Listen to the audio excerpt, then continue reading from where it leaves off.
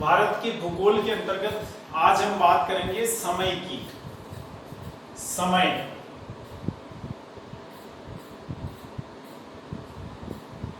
Time, और समय के अंतर्गत आज हम पढ़ेंगे स्थानीय समय और प्रामाणिक समय। लेकिन इसको पढ़ने से पहले या इसको शुरू करने से पहले हमें कुछ दूसरे कंसेप्ट्स है जो क्लियर करने होंगे। एक बात, दूसरी बात क्या है कि इस वीडियो को समझने के लिए पहली शर्त ये है कि आपने हमारे पहले वीडियो पढ़े हो और समझे हो। जब तक पहली वीडियो नहीं देखेंगे तब तक ये वीडियो समझ में नहीं आएगा। यही इसी प्रकार का कि पहले जो कंसेप्ट हमने आपको बताए हैं वो क्लियर होने चाहिए। हालांकि कुछ एक अभी यहाँ शॉर्ट में बताए जा रहे हैं। तो देखो, हमने आपको पहले बताया था पृथ्वी लगभग गोल है ना। पृथ्वी गोल है, और एक बात ये आप जानते हैं कि पृथ्वी ये सूर्य है,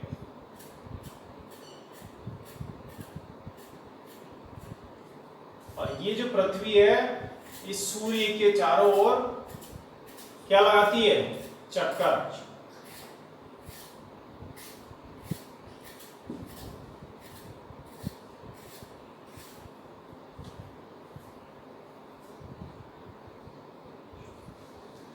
अब यहाँ वैसे झुकी हुई है पृथ्वी, लेकिन यहाँ थोड़ा ज्यादा समझाने के, सही समझाने के लिए आपको क्या कर रखा है कि इसको सीधा ही बताया गया है।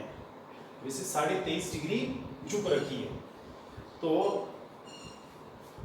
क्या है, पृथ्वी जो है ना, ये इसकी दो प्रकार की गतियां होती है।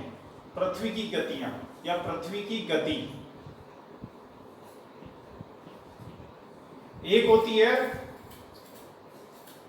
घूर्णन और एक होती है परिक्रमण।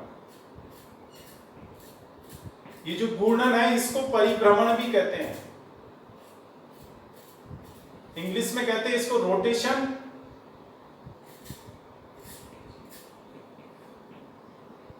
और इससे कहते हैं रिवॉल्यूशन।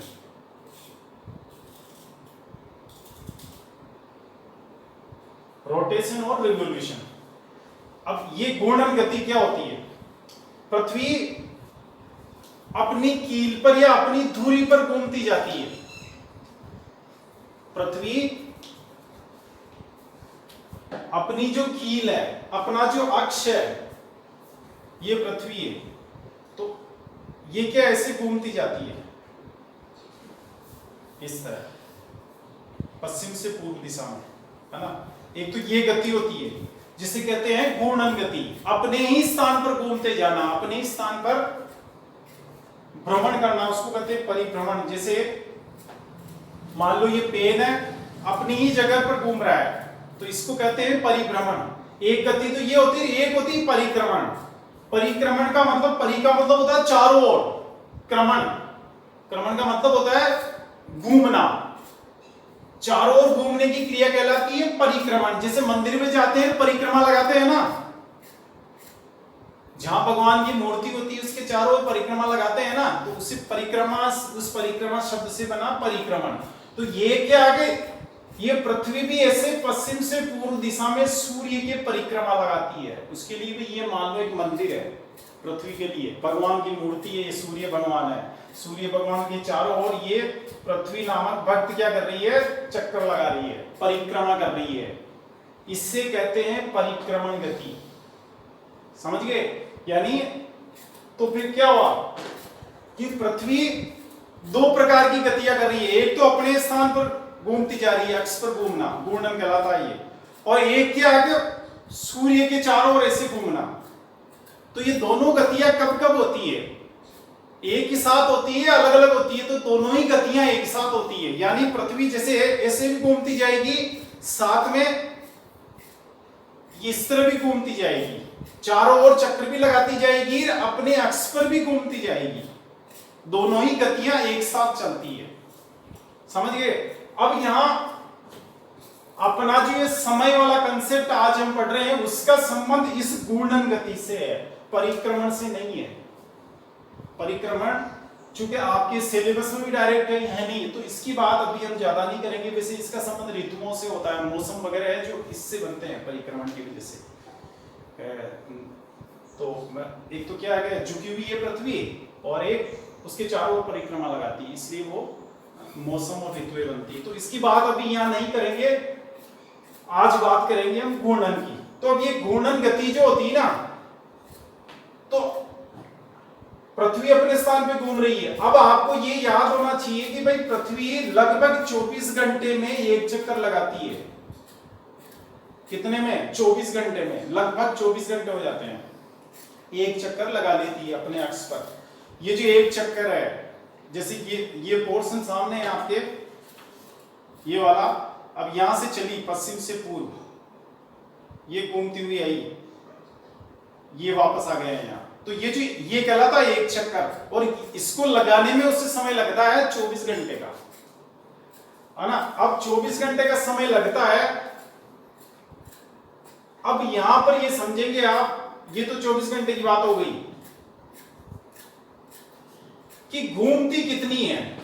समय तो आपने जान लिया कि 24 घंटे लगते हैं एक चक्कर लगाने में, लेकिन उसको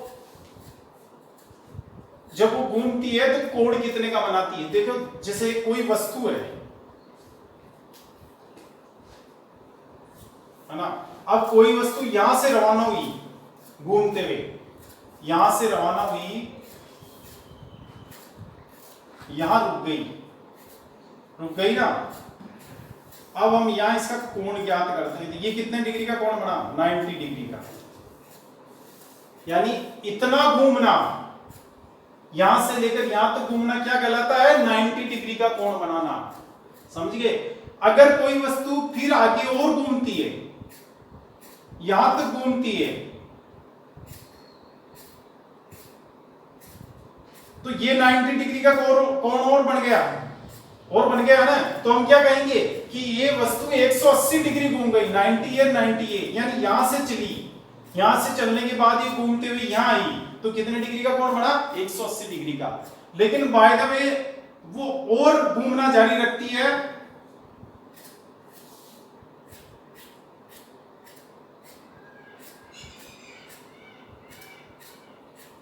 ये और घूम गई, ये फिर 90 डिग्री का कोण और बना लिया इसने। यहां से यहां अगर आप कोण नापेंगे तो वो 90 डिग्री बनेगा। 90 डिग्री का कोण बन गया है ना। तो हमने क्या कहा कि भाई पृथ्वी यहां से, कोई भी वस्तु यहां से चली घूमते हुए, ऐसे घूमते हुए आई और यहां रुक गई, तो आप क्या कहेंगे कि 270 डिग्री का कोण बना। यहां से लेकर यहां तक घूमने में कितने डिग्री का कोण बना? 270, 90। लेकिन यदि वो वस्तु और घूमती हुई चलती है, जैसे यहां तक आ गई, तो ये क्या हुआ? 90 डिग्री का और बन गया।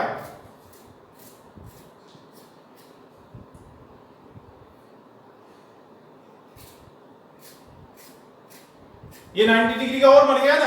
तो ये कितने हो गए? हम क्या कहेंगे कि कोई वस्तु यहां से चली, ऐसे घूमते हुए वापस वहीं आ गई, जहां से चली वहीं वापस आ गई, तो ये कितने डिग्री का कोण बना? 360 डिग्री का।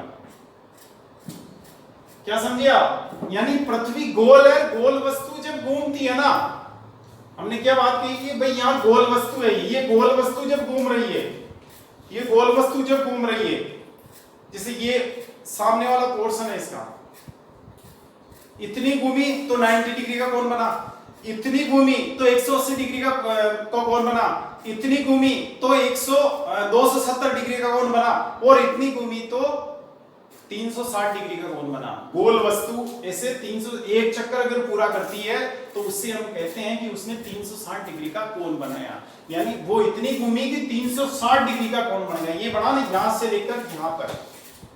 तो अब क्या कहेंगे आप कि पृथ्वी 360 डिग्री का कोण बनाती है एक चक्कर लगाने में। यानी इसका मतलब क्या हुआ कि 24 घंटे में वो 360 डिग्री का कोण बनाती है, क्योंकि एक घंटे मतलब 360 डिग्री घूमने में 24 घंटे ले रही है ना वो।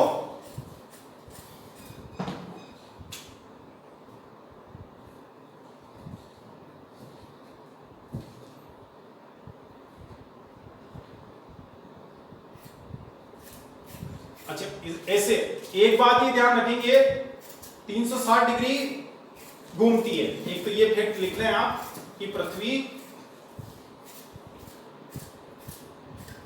24 घंटे में 360 डिग्री घूमती है,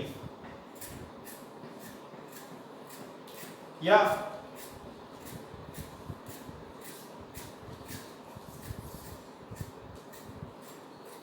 360 डिग्री घूमती है पृथ्वी 24 घंटे में। एक तो ये फैक्ट हो गया आपके। एक फैक्ट ये याद रखेंगे कि पृथ्वी पश्चिम से पूर्व दिशा में घूमती है। इसे भी याद रखना है, कई बार एग्जाम्स में पूछा गया है ये फैक्ट कि पृथ्वी कौन सी दिशा से कौन सी दिशा में घूमती है। तो क्या अभी महिला सुपरवाइजर का एग्जाम हुआ था साल भर पहले, उसमें आया था क्वेश्चन कि पृथ्वी कौन सी दिशा से कौन सी दिशा की ओर घूमती है। तो क्या था, उसमें कई ऑप्शन थे, उसमें से ये ऑप्शन लिखना था कि पश्चिम से पूर्व दिशा में।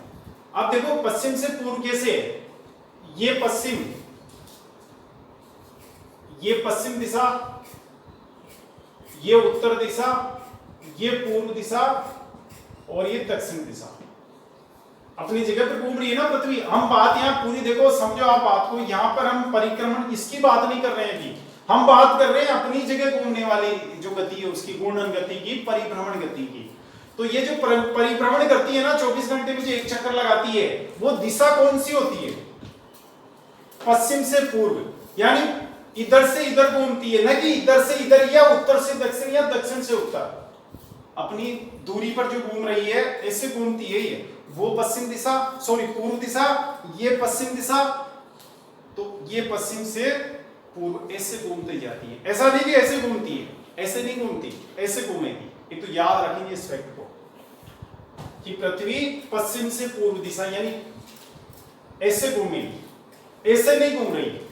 तो इसका मतलब क्या हुआ, देखो पृथ्वी जो है ना, हमने पिछले वीडियो में आपको बताया था कि रोशनी के मामले या प्रकाश के मामले में आत्मनिर्भर नहीं है। किस पर निर्भर है, सूर्य पर। वो इस प्रकाश को या रोशनी को कहां से प्राप्त करती है, सूर्य से, ऊर्जा यहीं से प्राप्त होती है। तो अब क्या होता है कि चूंकि पृथ्वी गोल है ना, मामला क्या फंस रहा है यहां, पृथ्वी गोल है, इसलिए ये इसे दो भाग कर दिए हमने पृथ्वी के।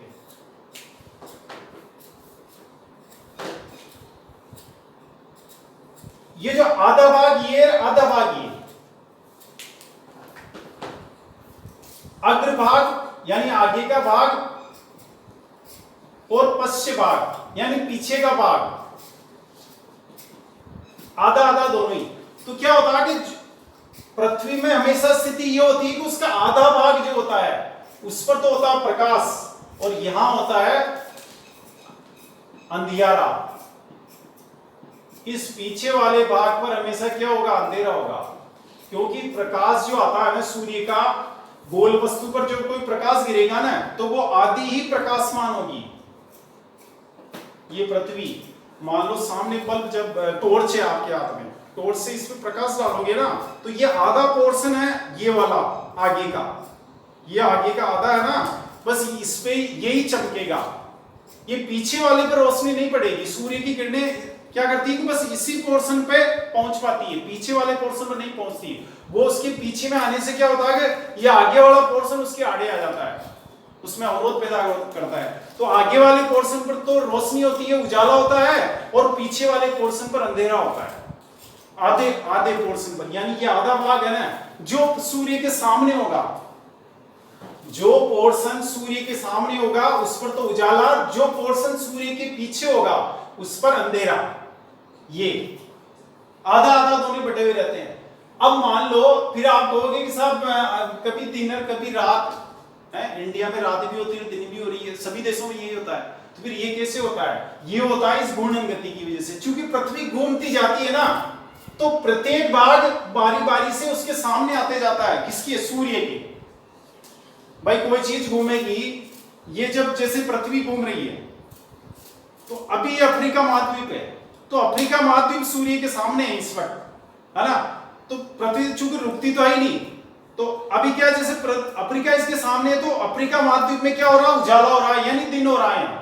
और पीछे वाला पोर्शन है, ये पीछे का जो पोर्शन आ रहा है प्रशांत महासागर और ये आपके ऑस्ट्रेलिया आ रहा है पीछे। अब ऑस्ट्रेलिया आ रहा है ना, तो ऑस्ट्रेलिया में इस वक्त रात है। जब अफ्रीका में उजाला होगा ना, तो ऑस्ट्रेलिया में क्या होगी, रात होगी, क्योंकि वो पृथ्वी के एकदम पीछे बढ़ रहा है ऑस्ट्रेलिया। और ये जो है अफ्रीका है, उसके आगे वाले भाग पर या इस अग्रभाग में बढ़ रहा है, और ऑस्ट्रेलिया पश्चिम भाग में बढ़ रहा है। तो ये जैसे पृथ्वी घूम रही है, तो अभी अफ्रीका आ गया ना सामने, तो अफ्रीका में दिन है। अब घूमते घूमते मान लो ऐसे ये ऑस्ट्रेलिया आ गया सामने, तो अब क्या हुआ, ऑस्ट्रेलिया में या ये जो प्रशांत महासागर का ये इलाका है, ये प्रशांत महासागर का इलाका आपके दक्षिण अमेरिका, उत्तरी अमेरिका, ये आ गए। तो ये क्या आ गए, ये पृथ्वी के सामने आ गए ना। जैसे ये मानो आपकी ये उत्तरी अमेरिका, दक्षिण अमेरिका, यूएसए है, जैसे संयुक्त राज्य अमेरिका। अभी संयुक्त राज्य अमेरिका इसके सामने है सूर्य के, ऐसे है ना, तो सूर्य के सामने संयुक्त राज्य अमेरिका। तो अभी संयुक्त राज्य अमेरिका में दक्षिण अमेरिका, ब्राजील वगैरह सारे देश जो इन देशांतरों पर स्थित है, वहां क्या होगा, दिन होगा, क्योंकि यहाँ सूर्य की किरणें पहुंच रही है, सूर्य की रोशनी यहाँ प्राप्त हो रही है। पीछे वाले पोर्शन पर रोशनी प्राप्त नहीं हो रही है, तो पीछे इंडिया बढ़ रहा है। तो इंडिया में क्या है, अभी रात है। यानी जब अमेरिका में दिन होता है तो भारत में रात होता है, क्योंकि इसका रीजन क्या है, जैसे आपको कोई मिलने वाले है तो भी फोन करके पूछ लो, इस वक्त अपने यहाँ दिन हो रहा है तो अमेरिका में रात हो रही है, क्योंकि अमेरिका इस वक्त सूर्य के पृथ्वी के पीछे वाले भाग पर पड़ रहा है, और इस वक्त भारत पृथ्वी के आगे वाले भाग पर पड़ रहा है, इस अग्रभाग में। और कुछ समय बाद चूंकि पृथ्वी तो घूमती जाती है, रुकती तो है ही नहीं, तो एक स्थिति ऐसी आएगी कि वो ये जो पृथ्वी का, जैसे अभी इंडिया है ना, रोशनी, ये इंडिया है, अभी रोशनी दिन है अपने यहाँ, तो अब ये घूमती जाएगी ना, तो फिर क्या होगा कि एक स्थिति ऐसी है कि ये यूएसए आ गया, संयुक्त राज्य अमेरिका, ब्राजील, ये सारे देश आ गए, मैक्सिको आ गया, कनाडा आ गया, तो ये देश इसके सामने आ गए, यानी अग्रभाग में आ गए। तो अब इन पे रोशनी आना शुरू हो गई, और इंडिया पीछे चला गया, तो इंडिया में रात हो गई। इसीलिए जब अमेरिका में दिन होता है तो भारत में रात होती है। ये अग्रभाग और पश्चिम भाग, आप समझ गए ना इसका रीजन क्या है, कि आधा भाग हमेशा सूर्य के सामने रहता है, तो उस आधे भाग में रोशनी प्राप्त होती है, उस स्थिति को दिन कहते हैं। और आधा भाग हमेशा पीछे रहता है, और उस आधे भाग में क्या रहता है, रोशनी पहुंच नहीं पाती है, तो वहां अंधेरा रहता है, वहां रात होती है। यहां लिख देते हैं, ये दिन और ये रात ना, ये दिन हो गया, ये रात हो गया। अच्छा, हमने आपको पिछली वीडियो में बताया था कि पृथ्वी में ये जो उत्तरी ध्रुव होता है और दक्षिणी ध्रुव होता है, इन दोनों ध्रुवों को मिलाते हुए देशांतर रेखाएं खींची हुई है। यानी कुल कितने देशांतर, डिग्री देशांतर थे 360, 180 इधर और 180 इधर। देशांतर कितने हैं, 360 डिग्री तक है। हालांकि देशांतर रेखाएं अनंत होती है भाई। देशांतर रेखा ऐसा नहीं कि 1 डिग्री पर ही खींची जाएगी, फिर 2 डिग्री पर, फिर 3 डिग्री पर, फिर 4 डिग्री पर, फिर 5 डिग्री पर, ऐसा नहीं है। देशांतर रेखा जैसे 1 डिग्री पर खींच दी, 1 डिग्री और 10 मिनट पे भी खींच सकते हैं, 1 डिग्री और 50 मिनट पे भी खींच सकते हैं। इसी तरह 2 डिग्री 5 मिनट पे भी खींच सकते हैं, 2 डिग्री 20 मिनट पे भी खींच सकते हैं, 2 डिग्री 30 मिनट में भी खींच सकते हैं। कितनी खींची जा सकती है, अनंत होती है देशांतर रेखाएं। ये जो रेखाएं होती है, हमने बताया ना इसे। चलो, सूर्य की बात हो गई, हमने बताया था आपको ऐसे पृथ्वी के कि ये उत्तरी ध्रुव या दक्षिणी ध्रुव, इसको मिलाते हुए देशांतर रेखाएं खींची जाती है ऐसे। ये देशांतर है। ये क्या कहलाती है, उत्तर से दक्षिण में जो रेखाएं खींची जाती है, लॉन्गिट्यूड कहते हैं इंग्लिश में इसको, देशांतर रेखाएं। और ये कुल 360 देशांतर होते हैं, 180 इधर, यानी ग्रीन जो मध्याह्न देशांतर है या प्रधान देशांतर है या प्रधान याम्योत्तर जो है, वो कहां है, ग्रीनविच रेखा कहलाती है, जो लंदन के मतलब ब्रिटेन, यूरोप का एक देश ब्रिटेन या इंग्लैंड का एक शहर लंदन, और लंदन के एक स्थान ग्रीनविच, वहां पर लेबोरेटरी बनी हुई है। उस ग्रीनविच स्थान पर स्थित लेबोरेटरी से जो देशांतर रेखा निकली हुई है उसे 0 डिग्री देशांतर कहते हैं। उसके पूर्व में यानी ये वाली है ना, ये 0 डिग्री देशांतर हो गई। अब इसके इधर भी 180 डिग्री तक, इसके इधर भी 180 डिग्री तक देशांतर रेखाएं खींची जा सकती है। रेखाएं अनंत हो सकती है, लेकिन लास्ट जो देशांतर रेखा होगी उसका नंबर कितना होगा, 180 डिग्री। तो 180 डिग्री इधर खींची जा सकती है, 180 डिग्री इधर, यानी ऐसे 0 से 1 2 3 4 5 6 7 8 ऐसे 180 तक। इधर भी 1 2 3 4 5 6 7 8 180 तक। जो 180 वाली होगी वो दो ना होकर एक ही होगी, दोनों की कॉमन होगी, दोनों की शामिल में होगी 180। इधर पूर्व वालों की, पश्चिम वालों की, समझ गए। तो ये पूर्वी गोलार्ध और ये पश्चिमी गोलार्ध हमने बताया था, आपको ये बताया था कि भारत कौन से गोलार्ध में है, पूर्वी में, है ना। तो ये बात आपको बहुत विस्तार से समझाई गई थी, देशांतर रेखाएं क्या होती है। तो ये जो देशांतर रेखाएं होती है उत्तर से दक्षिण में खींची जाती है, समझ गए ना। अब ये कुल 360 देशांतर हो गए, 180 इधर 180 इधर। तो ये जो पृथ्वी घूमती है ना, जब सूर्य के सामने अपनी धुरी पर जब घूमती है तो प्रत्येक देशांतर उसके सामने आता जाता है।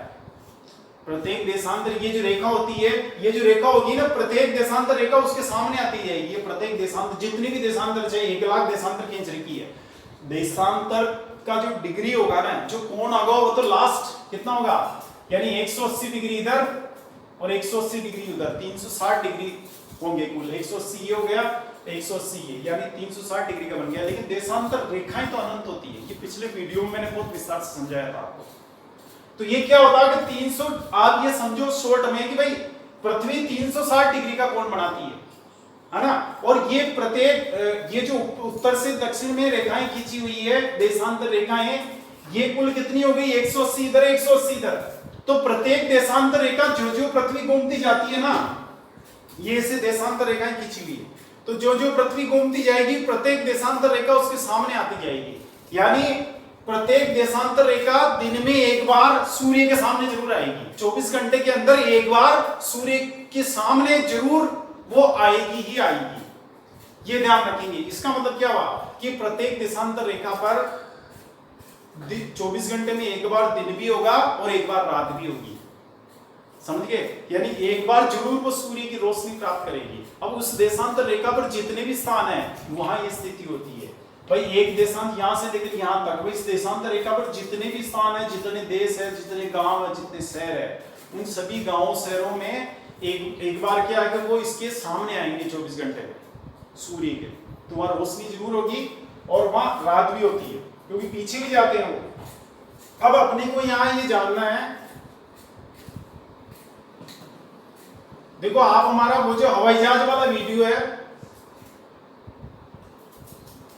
तो वो जब देखेंगे ना तो आपकी ये अच्छे से समझ में आएगा।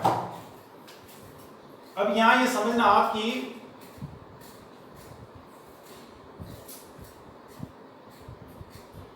पृथ्वी, ये ऐसे करते हैं, पृथ्वी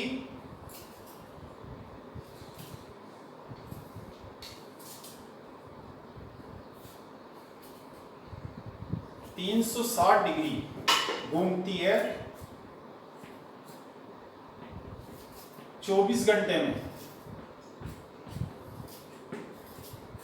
इसलिए पृथ्वी 1 डिग्री घूमेगी 24/360 डिग्री।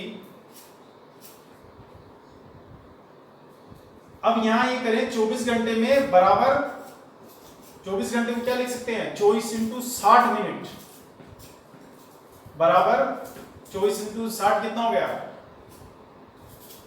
1440 मिनट में। यदि इस 24 घंटे को अपन मिनट में कन्वर्ट करेंगे, 24 घंटे को अगर मिनट में कन्वर्ट करोगे तो आप 60 से गुणा करोगे ना, 1 घंटे में 60 मिनट होते हैं, तो 24 घंटे में कितने मिनट हुए? 1440 मिनट, यानी 360 डिग्री घूमने में 1440 मिनट लगते हैं, या यूं कहें कि 360 डिग्री घूमने में 24 घंटे लगते हैं, एक ही बात है ना। तो एक पूरा चक्कर लगाने में उसको कितना समय लग रहा है? 14 से 40 मिनट का। इसलिए पृथ्वी 360 डिग्री घूमती है 24 घंटे में, तो 1 डिग्री घूमने में कितना टाइम लेगी? या ये है कि 1 डिग्री घूमेगी कितने मिनट में? यहां सीधे ये कर दो आप, अपन मिनट में निकालेंगे इसको, 1440 अपॉन 360 है ना। अब आप इसमें भाग देंगे तो ये 4 का भाग जाएगा, बराबर 4 मिनट।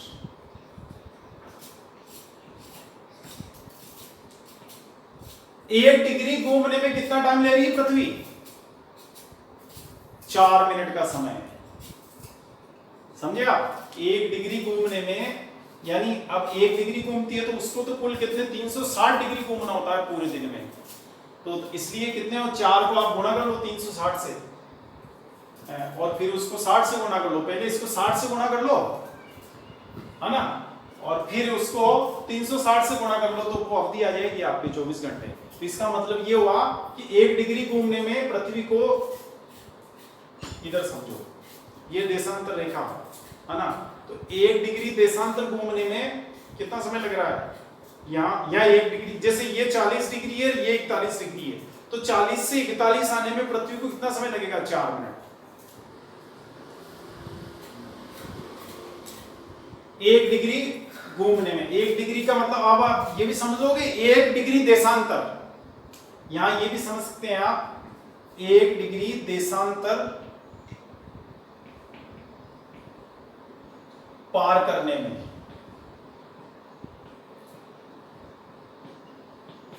4 मिनट लगते हैं।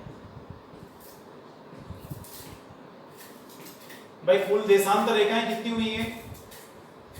360 हुई ना।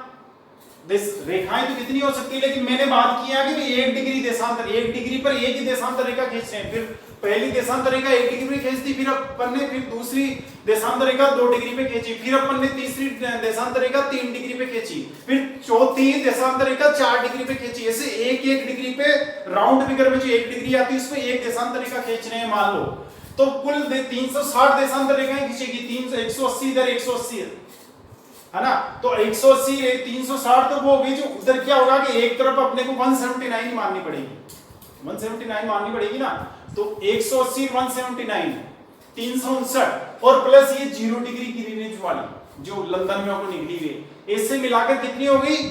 360 होगी ना। अगर 1 डिग्री पर एक देशांतर रेखा खींचे तो कुल देशांतर रेखाएं बनती है 360। इसको समझना कंसेप्ट को। मैंने क्या कहा, यदि 1 डिग्री पर एक देशांतर रेखा खींचते हैं, ऐसे एक पर एक ही खींचनी है, तो कितनी बनेगी? 360 देशांतर रेखाएं बनेगी।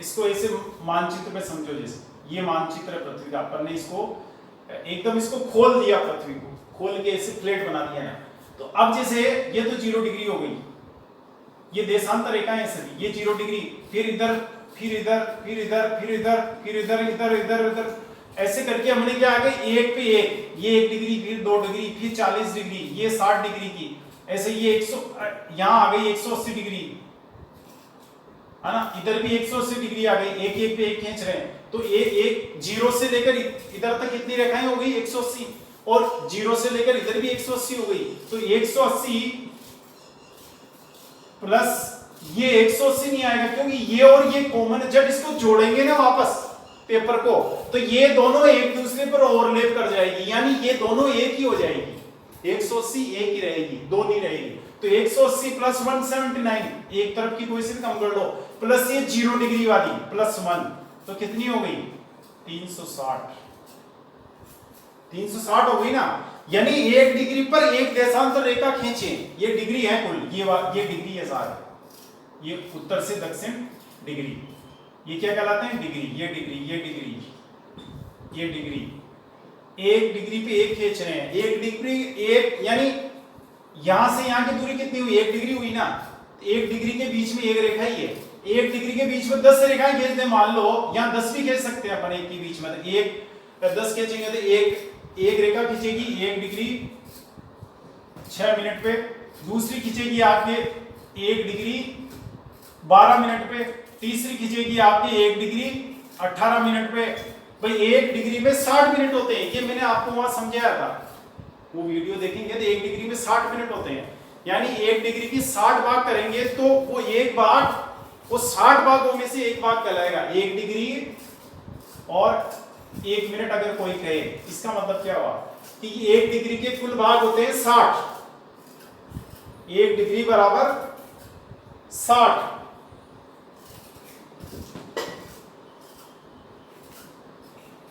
1 डिग्री बराबर 60 मिनट। तो अब क्या आगे, जैसे कोई ये लिखिए, ये इस तरह लिखा हुआ 1 डिग्री 5 मिनट या यूं मानो कि 6 मिनट, 1 डिग्री 6 मिनट लिखा है ना, इसे ये बोलते हैं। यानी 1 डिग्री के 60 भाग होते हैं ना, 60 भाग हो गए, प्रत्येक भाग को मिनट कहते हैं। तो ये 6 भाग है, उनमें से जो 60 है ना, उनमें से ये 6 भाग है, ये 6 मिनट का मतलब। यानी कितना हुआ, अगर परसेंट में व्यक्त करेंगे तो 1.10%, 1.10% डिग्री। कितने प्रतिशत डिग्री हुई है, ये कितने प्रतिशत डिग्री हुई, 1.10% डिग्री। 1 डिग्री में 60 मिनट होते हैं, और यहां क्या लिखा 6 मिनट। यानी 60 के 60 जो 6 मिनट है वो 60 के कितने परसेंट है, 10% है। तो 1 डिग्री 6 मिनट का मतलब है 1 डिग्री 1.10% डिग्री। अब यहां हम क्या कह रहे हैं कि 1 डिग्री पर एक ही खींचनी, ये 6 वगैरह ये कुछ नहीं, ये जो है ना, एक पर एक खींचनी तो 360 देशांतर रेखाएं खींचेगी। तो प्रत्येक देशांतर रेखा सूर्य के सामने आती है, और एक देशांतर से दूसरे देशांतर तक पहुंचने में, यानी पृथ्वी कितना टाइम लेती है 4 मिनट, है ना, घूमने में, 1 डिग्री घूमने में। अब आप यूं भी कह सकते हैं समझने के लिए कि सूर्य 1 डिग्री से दूसरी डिग्री तक पहुंचने में, सूर्य 1 डिग्री से दूसरी डिग्री तक पहुंचने में या 1 डिग्री दूरी पार करने में कितना समय लेता है, 4 मिनट। इसको थोड़ा समझना पड़ेगा। सूर्य 1 डिग्री दूरी चलने में 4 मिनट लेता है। कितने मिनट का समय लेता है, 4 मिनट का समय लेता है सूर्य 1 डिग्री। अब जैसे कि भाई जैसे 38 डिग्री है, तो 38 डिग्री की रेखा ये है, अब 39 डिग्री की ये है, तो 38 से 39 तक आने में ये जो दूरी है यहां से लेकर यहां तक, ये दूरी कितनी होगी, 1 डिग्री की हो गई ना। ये भी 38 डिग्री देशांतर रेखा, ये 39 डिग्री देशांतर रेखा। तो 38 डिग्री देशांतर रेखा से चलकर 39 डिग्री देशांतर रेखा तक आने में सूर्य को लगेंगे 4 मिनट। ये याद रखेंगे एकदम। कितना टाइम लगेगा, 4 मिनट। सूर्य को कितना समय, 240 सेकंड या 4 मिनट लग रहे हैं। 1 डिग्री समझ गए ना, ये 38 डिग्री की देशांतर रेखा, ये 39 डिग्री की देशांतर रेखा, यहां से चलकर यहां पहुंचने में 4 मिनट लग रहे हैं सूर्य को। भाई हालांकि सूर्य तो स्थिर है, सूर्य कहीं नहीं घूमता, घूमती तो पृथ्वी है, लेकिन पृथ्वी का जो 1 डिग्री एक स्थान है, जैसे कोई वो सामने आएगा, उसके बाद दूसरा स्थान जो सामने आएगा ना, तो वो 1 डिग्री दूरी पर जो स्थान है, जो दूसरा उसके सामने आएगा, वो आने में 4 मिनट लगेंगे।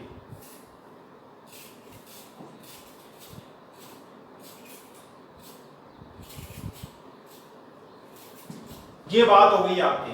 यानी सूर्य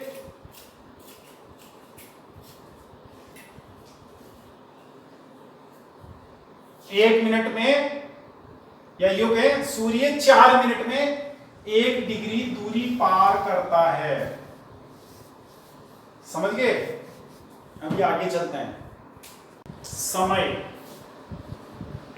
टाइम, समय को 2 भागों में बांटते हैं, स्थानीय समय, ये दो प्रकार का समय होता है, एक लोकल टाइम और एक होता है प्रामाणिक समय, या इसको मानक समय भी कहते हैं। मानक समय को या प्रामाणिक समय को इंग्लिश में कहेंगे इसको स्टैंडर्ड टाइम, इसे कहेंगे लोकल टाइम। अब ये जो स्थानीय समय का क्या होता है, किसी स्थान पर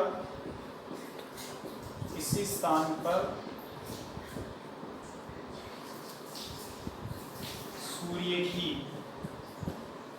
स्थिति के अनुसार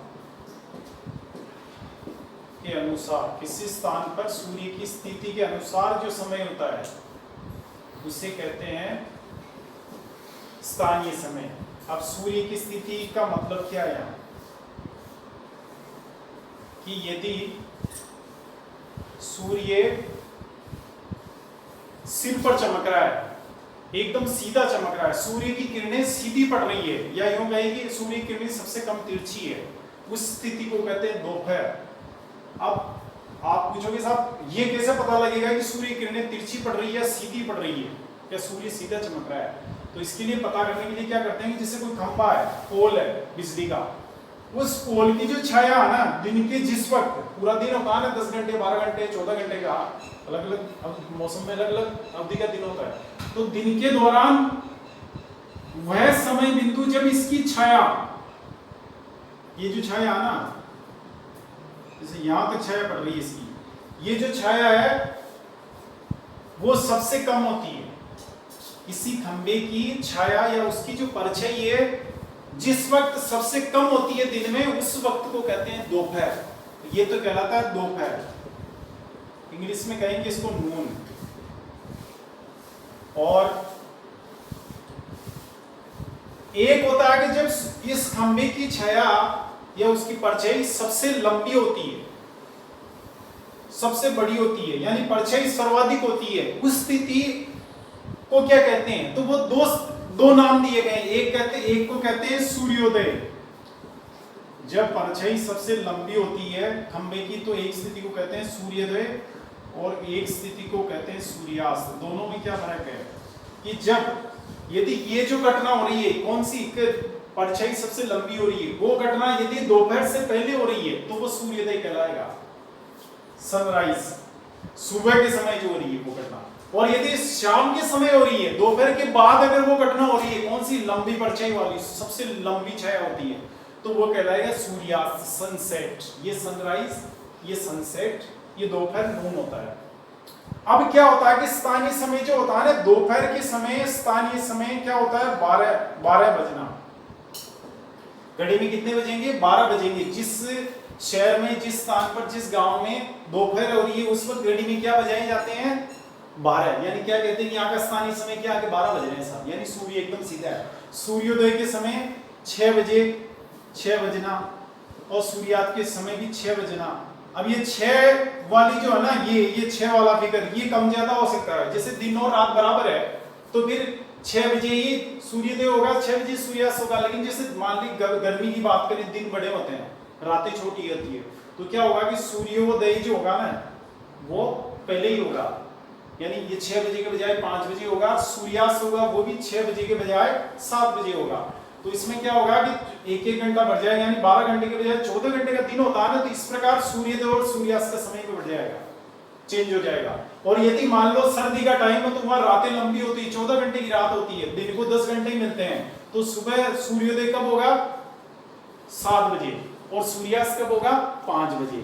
तो ये जो स्थिति होती है सूर्योदय और सूर्यास्त की, ये इनके दौरान जो टाइम माना जाता है, इस घटना के समय जो टाइम माना जाता है, वो अलग अलग मौसम में अलग अलग होता है। लेकिन आप ये मान ले समझने के लिए कि भाई दिन और रात बराबर होते हैं, तो सूर्योदय के समय 6 बजेंगे और सूर्यास्त के समय भी 6 बजेंगे। ये तो बात हुई सूर्य की स्थिति के अनुसार स्थानीय समय की। अब एक उदाहरण से आपको समझाते हैं, वैसे समझ में नहीं आएगा ये। आपको ध्यान होगा लॉकडाउन के दौरान, यानी अप्रैल मई जून में भारत सरकार ने एक योजना लॉन्च की थी जिसका नाम था प्रधानमंत्री गरीब कल्याण अन्न योजना। क्या नाम था? प्रधानमंत्री गरीब कल्याण अन्न योजना, प्रधानमंत्री गरीब कल्याण अन्न योजना, ये से आपके करंट का टॉपिक भी हो जाएगा, तो इसको ध्यान से समझें। प्रधानमंत्री गरीब कल्याण अन्न योजना, इस योजना के तहत क्या होता था कि जो व्यक्ति राष्ट्रीय खाद्य सुरक्षा योजना से जुड़े हुए हैं, आप ये माने कि जो गरीब है और गरीबी के अलावा जो लोग दूसरे लोग भी जो इससे राष्ट्रीय खाद्य सुरक्षा योजना से जुड़े हुए हैं, उनकी संख्या लगभग 80 करोड़ होती है। भारत की जनसंख्या है 125 करोड़, 125 करोड़ में से 80 करोड़ लोग इस योजना से जुड़े हुए थे। तो ऐसे लोगों को क्या किया जाता था सरकार की तरफ से, अभी भी जारी है वो योजना, कि उनको प्रति व्यक्ति प्रति माह 5 किलो गेहूं या चावल निःशुल्क प्रदान किया जाता था, और 1 किलो दाल भी दी जाती थी, वो भी निःशुल्क दी जाती थी। समझ गए?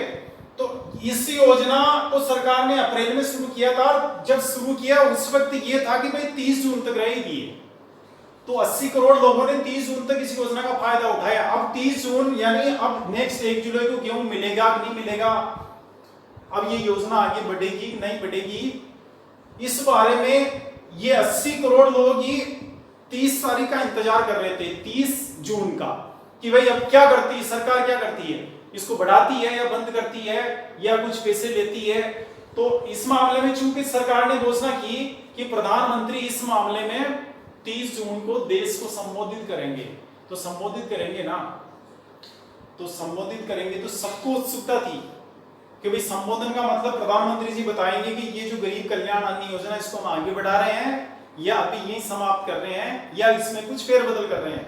अब कई गरीब लोग हैं, यानी सारे मान लो 80 करोड़ गरीब लोग, उन सबको इंतजार था 80 करोड़ लोगों को कि चलो क्या होता है 30 जून को। अब सरकार ने घोषणा की कि भाई हम संबोधित करेंगे, प्रधानमंत्री जी देश को संबोधित करेंगे। वैसे समय जो निर्धारित किया गया था वो 4 बजे का था, 30 जून को 4 बजे संबोधित करेंगे, ऐसा एक दिन पहले ही बता दिया गया। और चूंकि मैं यह समझाने के लिए आपको ये समय जो जब मोदी जी ने संबोधित किया ना देश को 4 बजे, उसके बजाय इसको मैं 12 बजे पर सेट कर रहा हूं। इस सारी इसको जो ये सिस्टम होता है ना सूर्य का, स्थानीय समय का, प्रामाणिक समय का, इसको समझाने के लिए थोड़ा फेरबदल कर रहे हैं। तो ये मानो कि 12 बजे मोदी जी संबोधित करने वाले हैं देश को, उत्सुकता सबको है। इधर कीबितू में बैठा है पूर्व दिशा में, देखो इधर से चलो आप, ये आपके सरक्रीक, सरक्रीक है ना, ध्यान है आपको, सरक्रीक या गोहार मोती, सरक्रीक में बैठा है डूंगर सिंह, और इधर दिल्ली में बैठा है पहाड़ सिंह, और उधर कीबिथू अरुणाचल प्रदेश, पढ़ा ना आपने, कीबिथू में बैठा है पर्वत सिंह। ये तीनों ही गरीब व्यक्ति हैं जो इस योजना से पिछले 3 महीने से लाभान्वित होते आ रहे हैं। अप्रैल से लेकर अभी 30 जून तक इन्होंने फायदा उठाया है। अब इनके गेहूं खत्म हो गया, जुलाई के गेहूं का प्रबंध करना है, लेकिन अब क्या आके बाजार से खरीदने जाए तो 20 रुपए किलो गेहूं उपलब्ध है, 20 रुपए किलो में खरीदना पड़ेगा पैसे देकर, 5 किलो के 100 रुपए लगेंगे, और वैसे सरकार तो पॉकेट में दे रही है। तो अब इनको बेसब्री से इंतजार है प्रधानमंत्री जी के स्पीच का। तीनों ने क्या किया, रेडियो ऑन कर लिया। कितने बजे वहां क्या आया मैसेज पहले, एक दिन पहले, कि 12 बजे मोदी जी संबोधित करेंगे देश को। तो ये जो कीबितू वाले आला है, इसने भी 12 बजे रेडियो ऑन किया है ना, इसने भी 12 बजे किया और इसने 12 बजे किया। अब आप समझना इसको, कीबितू वाले ने 12 बजे रेडियो ऑन कर लिया। अब कीबितू से 12 बजे रेडियो ऑन किया ना, लेकिन स्पीच शुरू नहीं हुआ मोदी जी का। क्या घटना हो रही है, मोदी जी का भाषण अभी तक भी नहीं आया। बैठे बैठे वो 12 बज गए, 12:15 बज गए, 12:30 हो गए, 12:45 हो गए, 1 हो गए, वो परेशान हो गए, यार क्या पता कैंसिल हो गया दिखता प्रोग्राम। इसका मतलब या तो मोदी जी संबोधित नहीं कर रहे हैं, इसका मतलब कैंसिल, इट मींस योजना भी समाप्त है आज से, वरना चेंज होता है या बढ़ती तो सरकार बता देती। बताया नहीं, मोदी जी भी देश को संबोधित नहीं कर रहे हैं, आ ही नहीं रहा। 1 घंटे से रेडियो भी इंतजार कर रहा है, दूसरे प्रोग्राम आ रहे हैं, लेकिन मोदी जी का स्पीच नहीं आ रहा। उसने क्या मान लिया कि भाई ये तो योजना अब आगे नहीं बढ़ेगी, मोदी जी भी इस देश को संबोधित नहीं कर रहे हैं। चलो, तो इसने क्या कर दिया, 1 बजे रेडियो बंद कर दिया और बेचारे ने 100 रुपए कहीं से जुटा के और गेहूं खरीदने चला गया बाजार में, क्योंकि कल चूल्हा कैसे जलेगा, तो उसने तो 100 रुपए खर्च करके गेहूं खरीद लिए। इधर मान लो एक डूंगर सिंह बैठा है सर क्रीक में, इसने भी 12 बजे अपना रेडियो ऑन किया, लेकिन रेडियो ऑन किया ना तो इसने भी 1 घंटे तक इंतजार किया, भाई अब आए स्पीच। लेकिन क्या हुआ, जब इसने रेडियो ऑन किया उससे मतलब 1 घंटे तक इसने भी इंतजार किया, 1 बज गए, लेकिन इसको भी स्पीच नहीं मिला, नहीं सुनने को मिला, स्पीच आया ही नहीं रेडियो पे। तो इसने भी सोचा कि यार प्रधानमंत्री, पहले तो सोचा कि प्रधानमंत्री कार्यालय में भी इतनी लेट लटीफी चलती है क्या, है देश के सबसे बड़े ऑफिस में भी। तो उसने सोचा कि चलो ये तो ऐसे दिखता मामला है, उसने ये सोचा कि भाई चलो योजना अब आगे नहीं बढ़ेगी। तो इसने भी, चूंकि इसके भी गेहूं खत्म हो गया था, तो ये भी इसने क्या किया, पैसे कहीं से जुटा के और बाजार से गेहूं खरीद लिया। ठीक है, दोनों के साथ ये घटना हुई, यानी बेचारे दोनों इस योजना से एक तरह से फायदा नहीं उठा पाए। अब क्या कि ये पाठ सिंह बेटा दिल्ली में, पाठ सिंह ने भी 12 बजे अपना रेडियो ऑन किया, जो ही ऑन किया मोदी जी आ गए रेडियो पे, मतलब उनका स्पीच आ गया, उनकी आवाज आ गई। और जो ही मोदी जी ने घोषणा की कि ये जो गरीब कल्याण अन्न योजना है नवंबर तक बढ़ाई जाती है, इसके तो चलो मजे हो गए, चलो अच्छा हुआ, अब अपने को आगामी 3 महीने तक और, यानी नवंबर तक, मतलब 5 महीने तक और कुछ भी पैसे खर्च करने की जरूरत नहीं है, सरकार से निःशुल्क गेहूं मिलेगा, चावल मिलेगा, दाल मिलेगी, समझ गए। तो इसने तो चलो इसके भी खत्म हो रहा था गेहूं, लेकिन इसने क्या सोचा कि अब बाजार से नहीं खरीदना, अभी राशन की दुकान पे जाएंगे कल सुबह ही और लेकर आ जाएंगे, तो इसको जेब से पैसे खर्च नहीं करने पड़े। इसने इस योजना के तहत क्या ले लिया, फायदा ले लिया और उसने गेहूं खरीद लिया सरकार का, जो निःशुल्क गेहूं आया। अब आप क्या स्थिति देख रहे हैं कि भाई इसने स्पीच कैसे सुन लिया, इन्होंने क्यों नहीं सुना, दोनों ने। अब इसको समझना भाई, जब इसने 12 बजे ऑन किया ना, तो वहां स्थानीय समय क्या था, वहां स्थानीय समय 12 बज रहे थे। इसका जो स्थानीय समय होगा यहाँ अरुणाचल प्रदेश में कीबितू में 12 बजेंगे स्थानीय समय, मतलब वहां जब सूर्य सीधा चमकेगा तब वहां 12 बजेंगे। तो सूर्य जब सीधा चमक रहा है ना, वहां जब दोपहर हो रही है, उस वक्त यहाँ दोपहर नहीं हो रही है, तो मोदी जी की घड़ी में भी 12 बजे ही नहीं। भाई यहाँ दिल्ली से कीबितू की दूरी है ना, ये है दिल्ली है 77 डिग्री पे लगभग, और ये है 97-25 जो हमने आपको बताया था, 97-25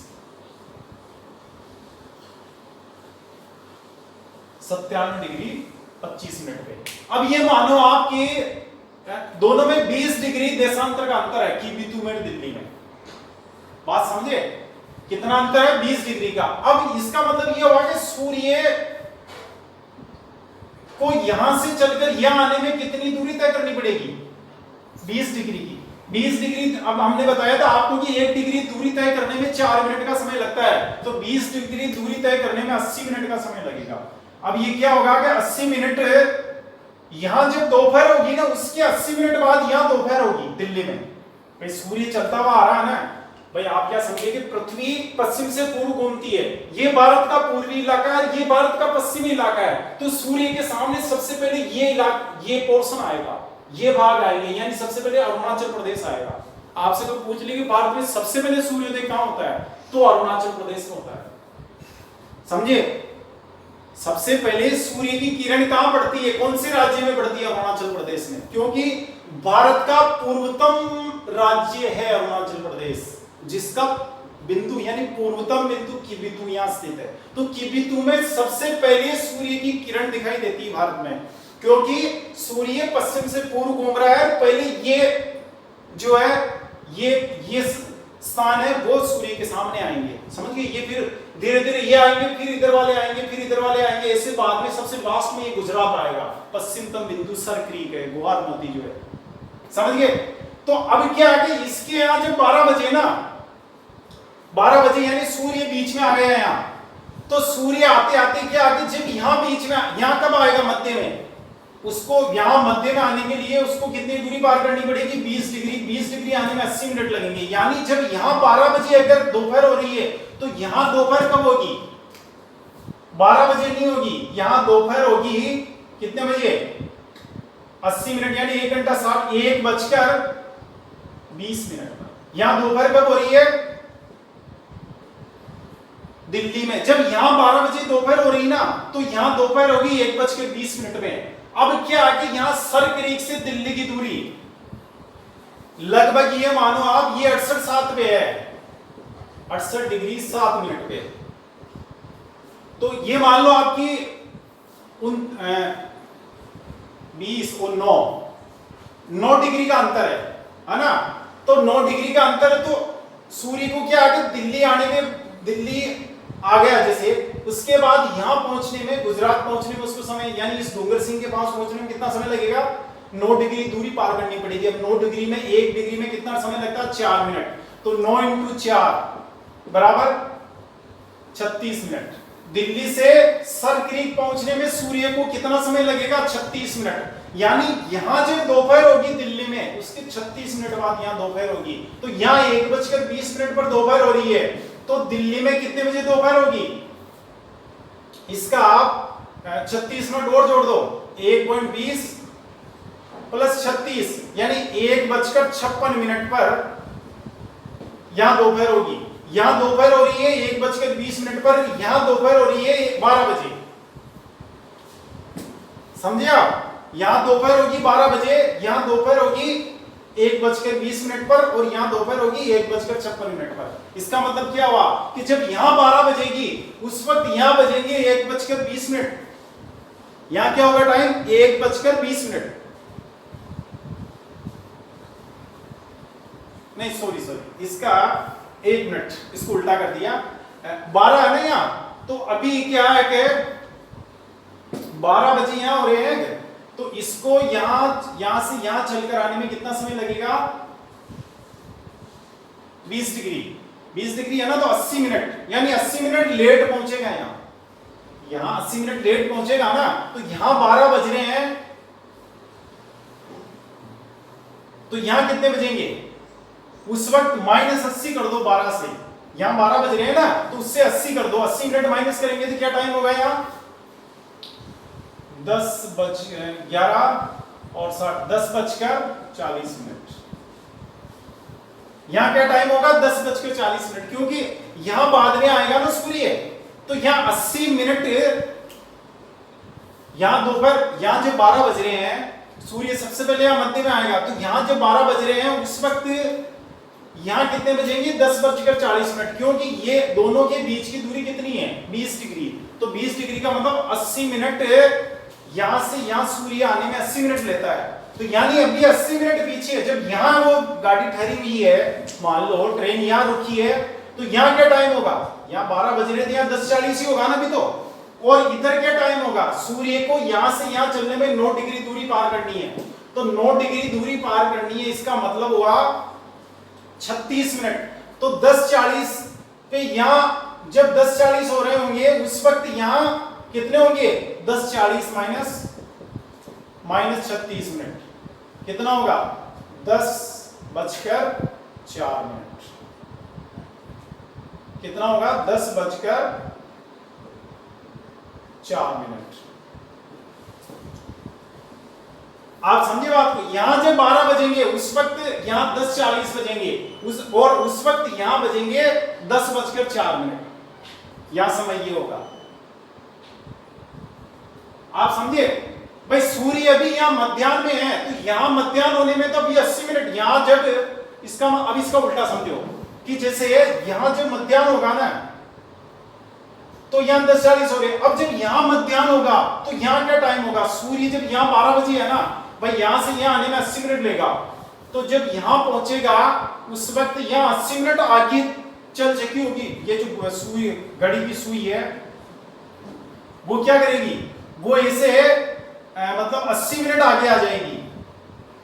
ये 80 मिनट पहले यहां थी ना 12 बजे सूर्य की सुई, वो अब 80 मिनट आगे आ जाएगी। यहां ये ऐसे चल के यहां से यहां आ जाएगी सुई, तो यहां क्या होगा 12:80 यानी क्या हुआ 1:20। जब यहां 12 बजेंगे तो यहां बजेंगे 1:20, समझे। और उस वक्त यहां क्या बजेंगे, यहां क्या बजेंगे, सूर्य को यहां से यहां चलकर आने में अभी समय बाकी है, ये तो आप लिख लिया ना। 10:04 किया था अपन ने इसको, 4 मिनट। अब हम बात कर रहे हैं कि जब यहां 12 बज रहे हैं तो यहां 10:40, फिर यहां 10:04 होंगे। जब यहां 1:20 हो रहे हैं तो यहां कितने बजेंगे 12, यहां 12 बजेंगे। जब यहां 1:20 होंगे तो यहां 12 होंगे।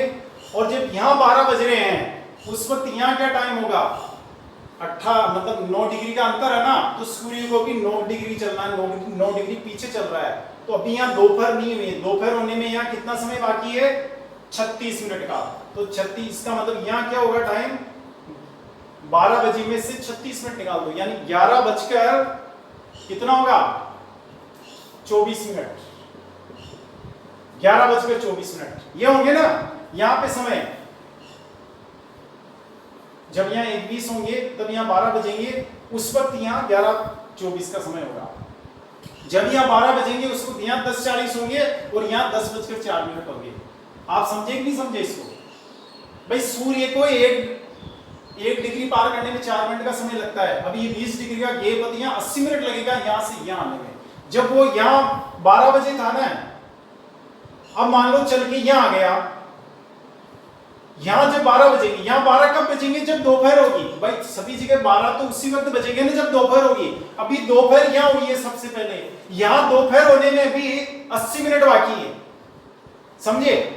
और यहां दोपहर होने में अभी कितना बाकी है, यहां से अगर तुलना करो तो यहां से 29 डिग्री देशांतर का फर्क है। ये 29 का मतलब हो गया 116 मिनट।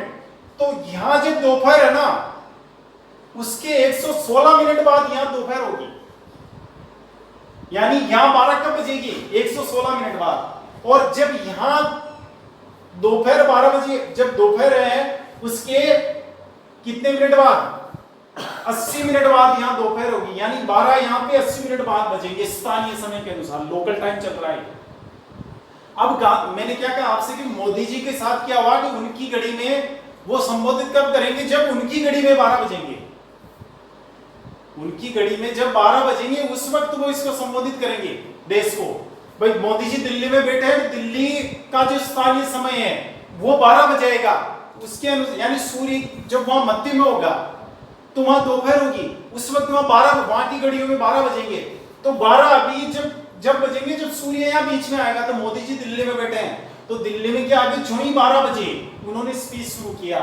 अब ये जो पहाड़ सिंह है ना दिल्ली में बैठा है, ये मोदी जी एक ही देशांतर पर बैठे हैं, दोनों की 77 डिग्री पर। तो इन दोनोों की घड़ियां एक साथ बजा रही है टाइम, यानी एक साथ चल रही है, ये एक समान समय है दोनों घड़ियों में। तो जब इसने रेडियो ऑन किया उस वक्त ही मोदी जी ने स्पीच शुरू किया, तो इसने तो स्पीच सुन लिया है ना, लेकिन इसने क्यों नहीं सुना, क्योंकि इसके साथ समस्या ये हुई कि जब मोदी जी के यहाँ 12 बजे उस वक्त यहाँ 1:20 बज चुके थे, जबकि इससे तो मालूम था कि 12 बजे आना भाषण करो।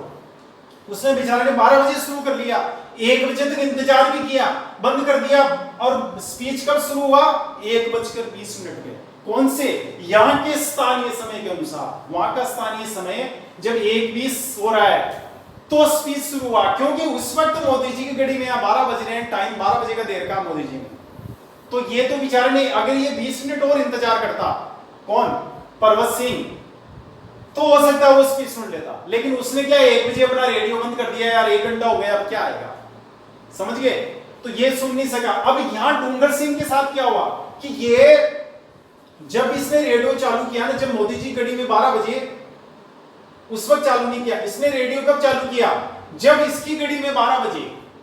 तो इसकी घड़ी में 12 कब बजे, इसकी घड़ी में 12 कब बजेंगे कि जब मोदी जी का स्पीच शुरू हो रहा है 12 बजे, तो उस वक्त यहां क्या टाइम होगा, यहां होगा 11:24, क्योंकि यहां अभी दोपहर हुई नहीं, सूर्य अभी यहां दिल्ली में रुका हुआ है, अभी दिल्ली में ही है। दिल्ली से उसको सर क्रीक आना है, तो सर क्रीक आना है तो आने में उसको कितनी डिग्री पार करनी पड़ रही है? 9 डिग्री। 36 मिनट लेट आएगा यहाँ, तो यानी यहाँ दोपहर 36 मिनट बाद होगी, 36 मिनट बाद बजेंगे। तो ये तो 12 बजे इसकी घड़ी सर क्रीक में जो घड़ी है वो जो बजा रही है उसके अनुसार ही तो खोलेगा ना रेडियो को वो। तो उसने कहा यार 11:24 में इसने रेडियो खोला ही नहीं, बच्चों ने कहा इसे भी चलो रेडियो चालू कर देते हैं। अरे अभी तो क्या यार, आधा घंटा अभी बाद में लेट करेंगे, अभी आधा घंटा पहले से सेल क्यों चढ़ाते हैं? गरीब आदमी के तो देखो हर चीज का हिसाब लगता है ना। जो आदमी गेहूं लाने की स्थिति में नहीं है उसकी आर्थिक स्थिति की आप कल्पना कर सकते हैं। उसके लिए 10 मिनट का घड़ी का सेल भी बहुत वैल्यू रखता है, रेडियो का सेल। तो उसके बच्चों ने तो कहा, लेकिन उसने मना कर दिया, नहीं नहीं 12 बजे शुरू करेंगे। तो 12 बजे जब रेडियो शुरू किया ना, उधर मोदी जी स्पीच देकर ही खत्म हो चुके थे। यानी उन्होंने अपना स्पीच 16 मिनट का स्पीच आया था, मान लो 4 बजे से 4:16 तक दिया था उन्होंने, तो 16 मिनट का स्पीच वो 12:16 पे खत्म हो गया। यानी इसका मतलब क्या हुआ कि वो स्पीच शुरू हुआ 11:24 पर और 11:40 पर समाप्त हो गया मोदी जी का स्पीच, है ना। और इसने रेडियो चालू किया 12 बजे, क्योंकि ये तो अपने स्थानीय समय के अनुसार चालू करेगा, इसको मालूम है 12 बजे आएगा। उसे क्या मालूम है कि दिल्ली में 12, उस वक्त जब अपने 12 बजेंगे उस वक्त दिल्ली में 12 नहीं बजेंगे, उस वक्त दिल्ली में कितने बज चुके होंगे? 9 का अंतर है ना, कि दिल्ली में तो उस वक्त 9:36, जो दिल्ली में क्या बज चुके, ये 12:36 हो चुके होंगे दिल्ली में, तो मोदी जी स्पीच ही बंद कर चुके होंगे। इससे ये मालूम नहीं था भाई दिल्ली का अलग टाइम है, अपना अलग टाइम है। उसने सोचा अपने जब 12 बजेंगे तभी दिल्ली में 12 बजेंगे और तभी मोदी जी की घड़ी में 12 बजेंगे तो वो शुरू करेंगे। इससे ये मालूम नहीं था कि भाई अलग अलग स्थान का समय अलग अलग होता है, यानी अलग अलग देशांतरों पर स्थित स्थानों का समय अलग अलग होता है। ये 77 डिग्री देशांत पर स्थित है, तो यहाँ जितने भी स्थान आएंगे उन सभी का, इस देशांत पर जो भी स्थान है उन सभी स्थानों का जो स्थानीय समय एक होगा। अब इसको ध्यान से समझना, ये दिल्ली यहाँ पे है ना। अब नीचे चलो, ये भोपाल, नीचे चलो बेंगलुरु, ये बेंगलुरु, नीचे चलो कन्याकुमारी, ये जो स्थान है कन्याकुमारी, बेंगलुरु, कन्याकुमारी, बड़े ध्यान से समझना इसको, ये भोपाल और ये आपके दिल्ली, है ना। ये तो मैंने आपको मोती वगैरह, ये ग्वार मोती ये सब बता रखे हैं, सर क्रीक ये है, वो की बितु है, ध्यान में आपके। चलो और लिख देते हैं, सर क्रीक या ग्वार मोती और ये है की बितु। अब ध्यान से समझना इसको। हमने क्या कहा कि भाई एक देशांतर पर स्थित सभी स्थानों का स्थानीय समय एक होता है। अब ये एक ही देशांतर चल रही है 77 डिग्री बिल्कुल ऊपर से, ये दिल्ली से फिर भोपाल, मेन शहर सारे स्थान आएंगे वो तो, लेकिन जो मुख्य शहर इस देशांतर पर स्थित है दिल्ली, उसके बाद भोपाल के बाद भोपाल कहाँ की राजधानी? एमपी की।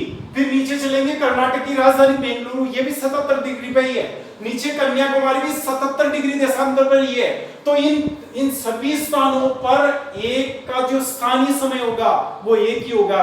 सभी स्थानों पर दोपहर एक ही समय होगा, 12 एक ही समय बजेंगे, समझिए।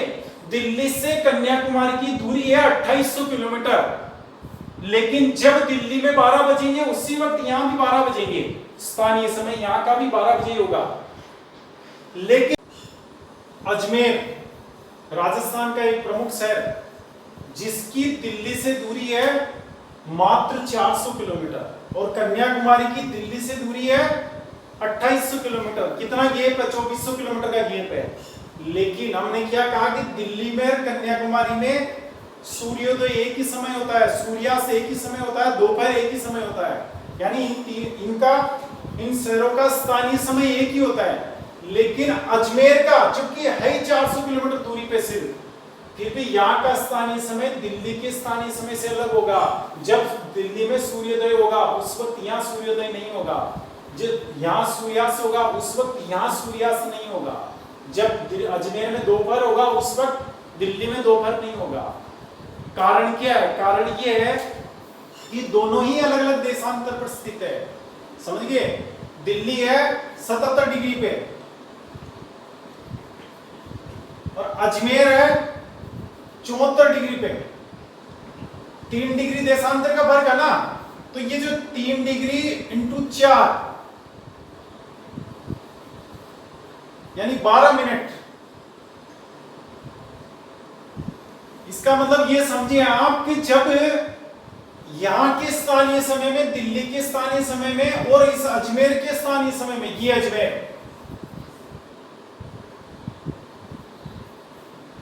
कितना फर्क होगा? 12 मिनट का, क्योंकि दोनों के बीच में 4 डिग्री देशांतर का फर्क है। अजमेर 74 डिग्री देशांतर पर स्थित है और दिल्ली 77 डिग्री देशांतर पर स्थित है, इसलिए यहां दोनों के स्थानीय समय पर 12 मिनट का फर्क होगा। यानी जब यहां सूर्योदय होगा दिल्ली में, उसके 12 मिनट बाद अजमेर में सूर्योदय होगा, और जब दिल्ली में सूर्यास्त होगा उसके 12 मिनट बाद यहां सूर्यास्त होगा अजमेर में, और जब दिल्ली में 12 बजेगी, वहां जब दोपहर होगा उसके 12 मिनट बाद अजमेर में दोपहर होगा। ये सत्य बात है, देशांतर वगैरह भी लगभग सत्य है 99%, 1% का थोड़ा फर्क आता है, राउंड फिगर में बताया मैंने आपको, ये वास्तविक घटना है।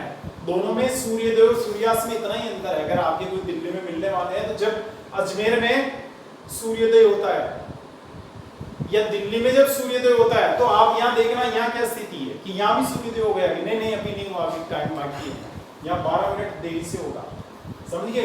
तो ये अंतर क्या है? जबकि दूरी 400 किलोमीटर दोनों की दूरी, तो ये जो स्थानीय समय का अंतर है वो इसलिए कि दोनों अलग अलग देशांतर पर स्थित है। तो जो फैक्ट्स आपको याद रखने क्या, एक ही देशांतर रेखा पर स्थित सभी स्थानों का स्थानीय समय एक ही होगा। ये एक ही देशांतर रेखा थी ना भाई, हमने आपको ये एक ही देशांतर रेखा,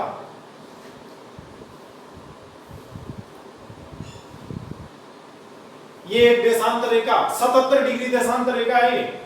कौन सी? 77 डिग्री। इस देशांतर रेखा पर जितने भी शहर, जितने भी गांव, जितने भी स्थान, जितने भी राज्य स्थित है, सबका स्थानीय समय एक होगा। सब में सूर्योदय एक समय होगा, एक साथ होगा, एक साथ ही सूर्योदय सूर्यास्त होगा, दोपहर भी एक साथ ही होगा, यानी स्थानीय समय एक होगा। इसी प्रकार ये जो अजमेर वाली देशांतर रेखा है, इस पर जितने भी स्थान स्थित है, ये 74 डिग्री देशांतर रेखा है, ये 74 डिग्री पर जितने स्थान स्थित है उन सभी में एक ही समय सूर्योदय होगा, सूर्यास्त होगा, दोपहर होगा, यानी स्थानीय समय इस देशांतर पर जितने स्थान है उनका स्थानीय समय एक होता है। अक्षांश से कोई लेना देना नहीं होता इसमें समय का संबंध किससे? देशांतर से। क्योंकि ये देशांतर, जैसे ये कितने देशांतर है? 97-25 है ना। तो सबसे पहले 97, सूर्य पश्चिम से पूर्व चल रहा है तो पहले ये पोर्शन सामने आएगा, है ना। ये देशांतर 97 डिग्री सामने आएगी, उसके बाद इधर वाली देशांतर सामने आएगी, तो अलग अलग देशांतर पर अलग अलग समय सूर्योदय होगा, समझ गया ना। लास्ट में ये जो देशांतर है, कौन सी? सर ग्रीक वाली, ये 68-25 वाली, जो 68-7 वाली, 68-7 वाली जो देशांतर है वो 97-25 है, ये 68-7, 68 डिग्री 7 मिनट वाली देशांतर लास्ट देशांतर है इधर से, भारत की पश्चिमतम देशांतर। इस देशांतर रेखा पे सबसे लास्ट में क्या होगा? सबसे लास्ट में सूर्य की किरणें पड़ेगी, यानी ये मानो कि सबसे लास्ट में सूर्यास्त यही होगा, सबसे लास्ट में भी सूर्योदय यही होगा, सबसे लास्ट में दोपहर भी यही होगी। ये स्थानीय समय वाली कहानी है। एक फैक्ट क्या आगे होगा कि अलग अलग देशांतर रेखाओं पर स्थित स्थानों का स्थानीय समय अलग अलग होता है। अलग अलग हुआ ना, देखो भोपाल, इसका स्थानीय समय अलग है और यहाँ इसका अलग। दिल्ली और अजमेर में अक्षांशों में तो ज्यादा फर्क नहीं है, लेकिन देशांतर में फर्क है, समझे। इसलिए क्या होता है यहाँ पे अलग अलग समय पे, यानी इस देशांतर पर जो स्थान है उन स्थानों पे और इस देशांतर पर जो स्थान है उन स्थानों के स्थानीय समय में फर्क होता है, उनके समय में, इनकी घड़ियों में फर्क होगा।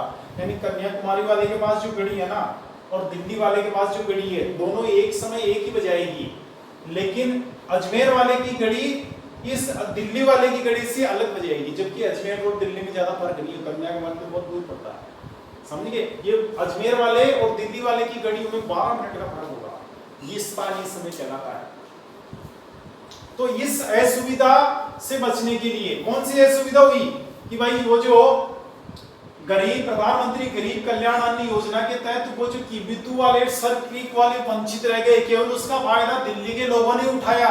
तो इस असुविधा से बचने के लिए क्या किया गया है, एक नया कंसेप्ट है समय का, उसको कहते हैं प्रामाणिक समय। तो आइए देखिए प्रामाणिक समय क्या होता है, इसको मानक समय भी कहते हैं। हालांकि ये जो योजना है उसका फायदा वैसे सभी को ही मिला है, सबने स्पीच सुना है, वो सारा क्या है कि आपको समझाने के लिए ऐसा किया गया है कि भाई स्पीच क्यों संभव हुआ। फिर अगर ये प्रामाणिक समय नहीं होता ना तो किबिथु और सर क्रीक वाले इस सुविधा से वंचित रहते, इस भाषण से वंचित रहते। ये समझो, मोदी जी का स्पीच नहीं सुन पाते किबिथु वाले, सर क्रीक वाले, ऐसे कई स्थानों वाले। दिल्ली पे जो देशांतर रेखा है ना, 77 डिग्री पे जो देशांतर रेखा है, वो लोग भी सुन पाते हैं मोदी जी का भाषण। तो सभी ने कैसे सुन लिया, तो उसको संभव बनाया। यानी आज की तारीख में क्या स्थिति है कि भारत में जितनी घड़ियां हैं सभी घड़ियां एक साथ एक ही समय बजाती है, जबकि स्थानीय समय वाली बीमारी जो भाई स्थानीय समय के अनुसार घड़ियां चलाएं अपन, तो भारत में कितनी देशांतर रेखाएं हैं, 29 डिग्री का फर्क है यहां से यहां तक। यानी भारत में यहां से यहां तक के स्थानीय समय में कितना अंतर हो गया, स्थानीय समय में अंतर कितना हुआ भारत में, पूर्व से पश्चिम दिशा के स्थानीय समय में अंतर कितना हुआ, या यूं कहें कि सर क्रीक से लेकर किबिथु के स्थानीय समय में अंतर कितना हुआ, तो 29 डिग्री इंटू 4 कितना हुआ, 116 मिनट। यानी यहां की घड़ी में 116 मिनट का फर्क चलेगा। क्या समझे, 2 घंटे से 4 मिनट कम, केवल 1 घंटा और 56 मिनट का फर्क है यहाँ की घड़ी में, यानी यहाँ के स्थानीय समय में, यहाँ के स्थानीय समय में। तो इस असुविधा को दूर करने के लिए, यानी देश की सभी घड़ियों में एक ही बजे, किबिथु की घड़ी और इधर किबिथु की घड़ी, सर क्रीक की घड़ी, उधर श्रीनगर की घड़ी, कन्याकुमारी की घड़ी, सभी घड़ियों में एक समय एक ही बजे, है ना। कि भाई जहां अगर 4 बज रहे हैं किबिथु की घड़ी में, उस वक्त सर क्रीक वाली घड़ी में भी 4 बजने चाहिए, दिल्ली वाले में भी 4 बजने चाहिए, कन्याकुमारी वाले में भी 4 बजने चाहिए, श्रीनगर वाले में भी 4 बजने चाहिए। इसके लिए क्या कर रखा है, प्रामाणिक समय का कंसेप्ट दिया गया है।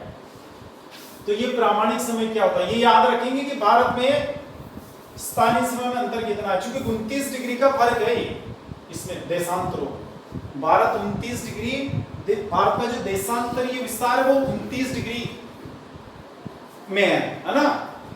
तो अब भाई आपको बताया था ना 68.7 से 97.25 तक, तो 29 डिग्री लगभग बैठता है इसमें। अब आगे चलेंगे प्रामाणिक समय या मानक समय। अब ये क्या होता है, इसको बोलते हैं स्टैंडर्ड टाइम।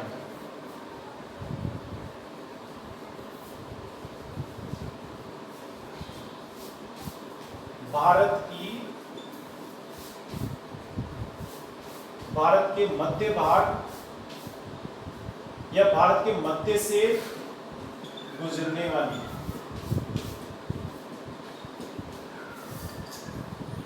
देशांतर रेखा से तय किया जाता है। यो समझे कि इसको, ये जो प्रामाणिक समय होता है ना, अभी भारत की बात नहीं करें, पहले ये समझो उस देश के मध्य से गुजरने वाली, यानी प्रामाणिक या मानक समय का निर्धारण कैसे होता है, उस देश के मध्य से गुजरने वाली देशांतर रेखा से तय किया जाता है। जिससे भारत का विस्तार ये है 29 डिग्री में, है ना। तो 29 डिग्री का जो मध्य आएगा, यानी 68.7 से 97.25 तक है ना भारत का देशांतरीय विस्तार। इसकी मध्य देशांतर रेखा कौन सी आएगी, 82.5 डिग्री। भारत में 82.5 डिग्री या 82 डिग्री 30 मिनट पूर्वी देशांतर रेखा। भारत का जो विस्तार है वो पूर्वी देशांतरों में है, वो आपको बता दिया गया सारा, पूर्वी देशांतर रेखा। यानी भारत में हमने क्या कहा कि जो प्रामाणिक समय होता है ना, वो एक उस देश की जो मध्य देशांतर रेखा है, तो इतनी है, यहां से देखो, यहां से इतनी देशांतर रेखाएं, अश्विन देशांतर रेखाएं हैं, 29 डिग्री का विस्तार है। तो कई तरह के स्थानीय समय होते हैं। तो इस बीमारी से मुक्ति पाने के लिए क्या करते हैं कि उस देश के बीच में से ऊपर जो देशांतर रेखा निकलती है, उस देशांतर रेखा के स्थानीय समय को ही पूरे देश का समय मान लिया जाता है। यानी उस देशांतर रेखा पर स्थित स्थानों में जो लोगों के पास घड़ियां बंधी हुई हाथों में, उन घड़ियों में जो बजती है वही पूरे देश की घड़ियों में बजा दी जाती है ना। तो उस रेखा को मतलब उस समय को क्या कहेंगे, प्रामाणिक समय, यानी ऐसा समय जो किसी देश की मध्य भाग से गुजरने वाली रेखा से तय किया जाता है। अब इसको समझो कि भारत में क्या स्थिति है। भारत में जो मध्य देशांतर रेखा बढ़ती है वो 82.5 डिग्री पूर्वी देशांतर यहां पे निकलती है। वो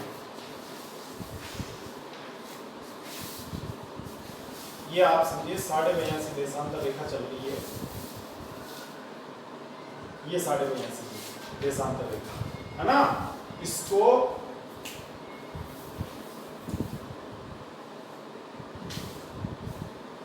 भारत की ये 82.5 डिग्री देशांतर रेखा है, 82.5 डिग्री पूर्वी देशांतर रेखा। इस रेखा पर जब सूर्य आएगा मध्य में, यानी जब इस रेखा पर, यानी यहां जब देश या जितने भी स्थान, शहर, गांव जो भी स्थित है, वहां पर जब दोपहर होगी ना तो पूरे देश में दोपहर मान ली जाएगी। यानी जब यहां दोपहर होगी, सूर्य जब बीच ऊपर आएगा एकदम सीध में, तो यहाँ की घड़ियों में यहाँ क्या माना जाएगा, दोपहर। यानी यहाँ की घड़ियों में क्या बजेगी, 12। तो पूरे देश की घड़ियों में उस वक्त 12 बजा दी जाती है। सभी घड़ियों में भी क्या मिला रखा है कि भाई सब जगह 12 बजेगी, कोई भी घड़ी में आगे पीछे नहीं करेगा। जब इस देशांतर रेखा पर स्थित स्थानों में सूर्यास्त मतलब 12 बजेंगे, उस वक्त पूरे देश में स्थित स्थानों पर 12 बजेंगे। समझ गए। अब इस देशांतर रेखा को मतलब इसका एक तो वो डिग्री आना चाहिए आपको कि 82.5 डिग्री पूर्वी देशांतर रेखा। अब इस देशांतर रेखा को कहते क्या भूगोल की भाषा में, इसको कहते हैं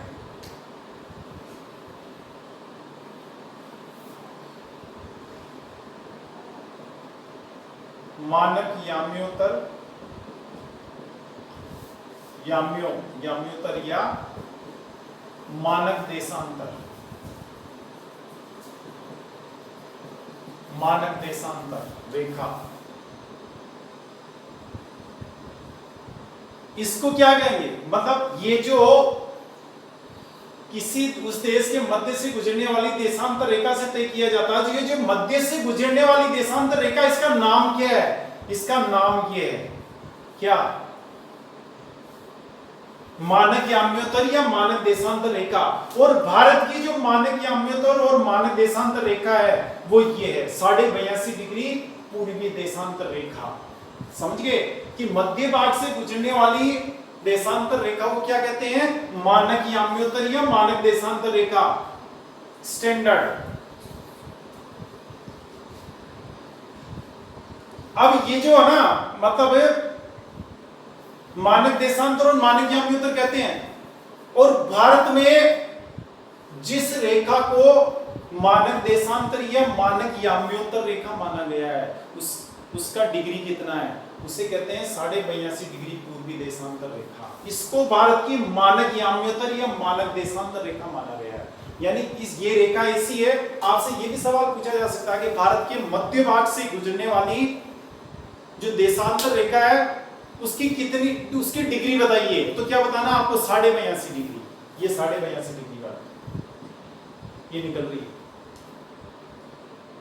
अब यानी यहां पे जो समय होगा ना, अब इसमें क्या होता है कि अक्सर आपको किताबों में पढ़ने को मिला होगा कि साहब इलाहाबाद के नैनी से ऊपर निकल रही है। यहां इलाहाबाद पड़ता है। इलाहाबाद का मतलब समझे, गंगा यमुना का संगम। यमुना नदी जिस जगह यहां मिलती है, इसमें किसमें, गंगा नदी में यमुना मिलती है, उस स्थान को कहते हैं इलाहाबाद। लेकिन आज का नाम क्या है, प्रयागराज। तो क्या याद रखेंगे, ये कई शहरों से, गांवों से ऊपर निकल रही है 82.5 डिग्री। 5 राज्यों से होकर निकल रही है, लेकिन जो मुख्य शहर है वो इलाहाबाद है, या जिसे प्रयागराज कहते हैं। इसलिए इसको कई बार अक्सर किताबों में क्या लिखा जाता है कि प्रयागराज से होकर जो निकली हुई रेखा है वो भारत की पूर्वी देशांतर रेखा है। लेकिन ये मत समझ लेना कि वो प्रयागराज से निकल रही है, वो तो भारत के यहाँ से लेकर यहाँ तक जितने शहर गांव आते हैं सबसे होकर निकल रही है। अब इसको भी लिख लो कि भारत की ये जो मानक याम्योत्तर है या मानक देशांतर रेखा है वो कितने राज्यों से होकर निकलती है, ये पूछा जाता है। जैसे कर्क रेखा का बताया था हमने आपको, तो वो राज्य है जिनसे होकर 5 राज्यों से होकर निकलती है, 5 राज्यों से।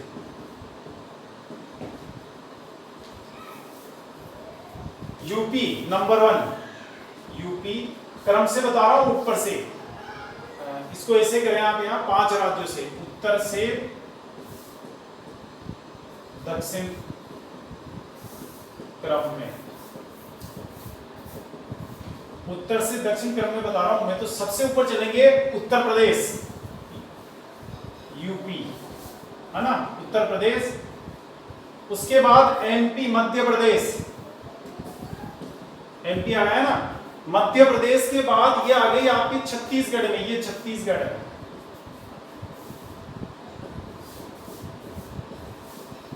छत्तीसगढ़ के बाद आप देखेंगे ये ओडिशा है, ओडिशा। और इसके बाद है ये आंध्र प्रदेश। आंध्र प्रदेश के बाद फिर ये बंगाल की खाड़ी में प्रवेश कर जाती है। तो ओडिशा और फिर है आंध्र प्रदेश, 5 राज्य। यानी भारत के 5 राज्यों से होकर ये रेखा निकल रही है। कौन सी? भारत की जो मानक याम्योत्तर रेखा है या मानक देशांतर रेखा है, जिसे 82.5 डिग्री पूर्वी देशांतर रेखा भी कहते हैं। ये रेखा भारत के 5 राज्यों से होकर निकल रही है। उनमें प्रयागराज प्रमुख है। प्रयागराज में एक स्थान है नैनी, वहां से होकर निकलती है। तो आपको क्या याद रखना है कि भारत की जो मानक देशांतर रेखा, पूरे देश का जो समय है वो इसके अनुसार, यानी प्रयागराज में जब 12 बजेंगे ना, जब दोपहर होगा ना, तो पूरे उस समय वहां 12 बजते हैं, तो पूरे देश में 12 मान लिए जाते हैं। जबकि अभी तो दोपहर होने में तो यहाँ सर क्रीक में तो बहुत समय बाकी है। कहाँ 82.5, कहाँ इधर 68, यानी 12 और 14 डिग्री का फर्क है यहाँ इसमें। अभी तो यहाँ 56 मिनट बाद आएगा सूर्य, यहाँ दोपहर 56 मिनट बाद होगी प्रैक्टिकल में तो। लेकिन पूरे देश के समय को सुविधा के लिए, एक बनाने के लिए, घड़ियों में एक बजाने के लिए क्या कर रहे हैं, यहाँ दोपहर अभी 56 मिनट बाकी है, उससे 56 मिनट पहले यहाँ दोपहर कर दी जाती है। यानी यहाँ क्या कर दिया जाता है कि भाई यहाँ हो गई दोपहर, 12 बज गई, क्योंकि यहाँ इलाहाबाद में दोपहर हो गई, समझे। और इधर देखो आप कीबितू में, कीबितू से इसकी दूरी कितनी है, 97 और 15 डिग्री का फर्क है। 15 डिग्री का मतलब है कि एक घंटा, यानी यहाँ 1 घंटा पहले हो गया दोपहर, 12 पहले बज जानी चाहिए स्थानीय समय के अनुसार तो। लेकिन जब इलाहाबाद में दोपहर होगा तो वहां जब 12 बजेंगे घड़ी में, उस वक्त यहाँ 12 बजेंगे घड़ी में, जबकि वहां तो वैसे तो 1 घंटे पहले ही दोपहर हो चुकी है। लेकिन देश में सुविधा के लिए क्या किया गया कि भाई इस देशांतर रेखा पर जब सूर्य सीधा चमके, जब खंबे की परछाई सबसे कम हो, उस वक्त के समय को क्या कहेंगे, दोपहर। यानी उस वक्त 12 बजेंगे और पूरे देश की घड़ियों में 12 बजेंगे, चाहे वो किसी देशांतर पर स्थित हो। कोई सा देश, कोई सा स्थान, कोई सा राज्य, कोई सा शहर किसी भी देशांतर पर स्थित हो, उससे मतलब नहीं है, उसके स्थानीय समय से यहाँ कोई संबंध नहीं है। इसका देश में समय, आपकी जो घड़ी है उसमें निर्धारण कैसे हो रहा है समय का, इस इलावा ये जो प्रयागराज से ऊपर निकली हुई है 82.5 डिग्री पूर्वी देशांतर रेखा, इसके स्थानीय समय के अनुसार ही पूरे देश का या पूरे देश की घड़ियों में समय निर्धारित किया जाता है। समझे आप?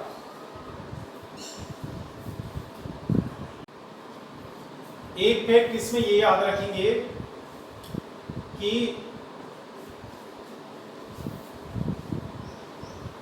वे राज्य जिनसे होकर कर्क रेखा व 82.5 डिग्री पूर्वी देशांतर रेखा या भारतीय मानक रेखा, मानक समय रेखा, पूर्वी देशांतर रेखा, पूर्वी देशांतर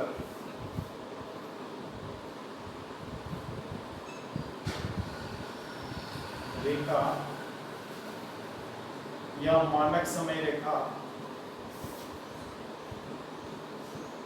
समय रेखा राज्य जिनसे ऊपर कर्क रेखा पर 82.5 डिग्री पूर्वी देशांतर रेखा या मानक समय रेखा गुजरती है। वो कौन कौन से राज्य, जैसे हमने आपको बताया था कि भारत में 8 राज्य ऐसे हैं जिनसे ऊपर कर्क रेखा निकलती है, यहां बताए थे सारे, याद है आपको, यहां जिक्र करने की जरूरत नहीं है। उनमें से 2 राज्य ऐसे हैं जहां से होकर ये 82.5 डिग्री पूर्वी देशांतर रेखा भी गुजरती है। ऐसे 2 राज्य ही हैं केवल, एक तो मध्य प्रदेश और एक कौन सा है, छत्तीसगढ़। मध्य प्रदेश और छत्तीसगढ़, ये 2 राज्य ऐसे हैं जहां से होकर कर्क रेखा भी निकल रही है और ये भारत की जो मानक समय रेखा है या 82.5 डिग्री पूर्वी देशांतर रेखा वो भी निकल रही है। एक तो एमपी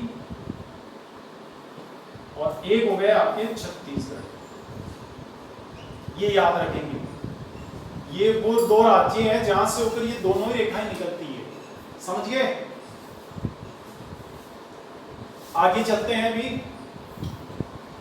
कि एक ये जीएमटी क्या होता है और आईएसटी, ये जो समय है ना भारत का प्रामाणिक समय, इसको हमने क्या बताया था अभी, भारतीय प्रामाणिक समय, भारतीय प्रामाणिक समय या भारतीय मानक समय, मानक समय इंग्लिश में कहेंगे इसको इंडियन स्टैंडर्ड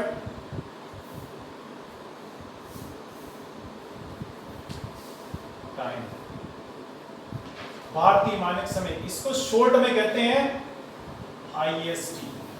कई बार आपने लिखा हुआ देखा होगा आईएसटी, इंडियन स्टैंडर्ड टाइम। और भारतीय जो प्रामाणिक समय है वो किससे निर्धारित किया गया है, जो मैंने अभी आपको बताया 82.5 डिग्री पूर्वी देशांतर रेखा से। अब यहां ये जानना है अपने को कि ये जीएमटी क्या होता है, ग्रीनविच मीन टाइम कहते हैं इसको, ग्रीनविच मीन टाइम, क्या नाम है इसका, ग्रीनविच मीन टाइम, जीएमटी। इसको कहेंगे ग्रीनविच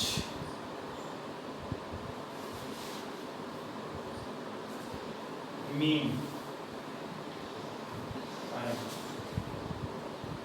ये ग्रीनविच मीन टाइम क्या होता है, ग्रीनविच मीन टाइम वो होता है